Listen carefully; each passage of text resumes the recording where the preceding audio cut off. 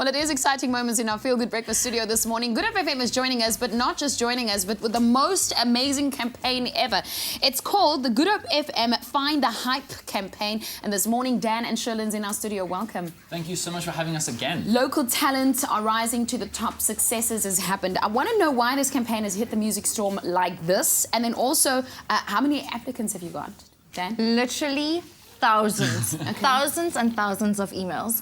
And why is it such a bang? Why is it so successful? Because of this 90% thing. People are now realizing that South Africans are talented, and given the platform, you know, they will rise to the occasion. So local talent is given the platform on your show on a Thursday from 8 to 9. How do people enter for this? So Dan at findingthehype.com is the email. You just need to attach an MP3 and you can join the other thousands of people. And then every single week, we're sorry if it takes a while to respond. Some of these poor performers get an email back a month and a half later. It's just because we have to work through so much talent. Tell me about some of the success stories. Yo, how do I choose? Where do we start? All right, so a couple of success stories. The first one that I can't mention his name explicitly because we can't yet by law legally announce it, but incredibly, one of the performers who was found on Finding the Hype that's been on this show before has just signed a record deal off of Finding the Hype, which is an incredible thing.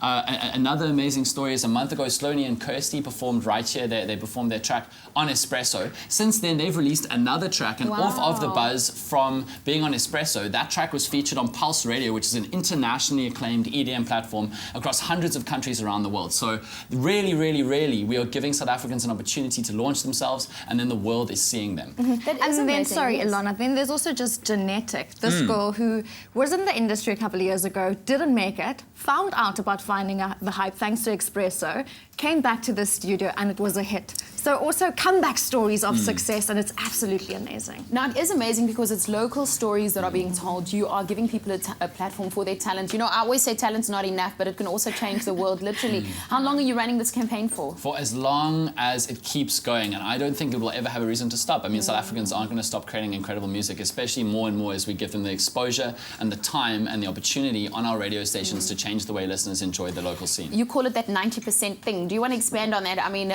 local music is given the platform now. 90% of your music's local?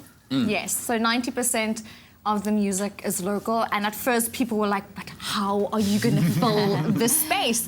We are filling it with ease because, like I said, so many talented people out there, and I'm not just talking about the names, we already know new people being introduced to the scene, and it's wonderful.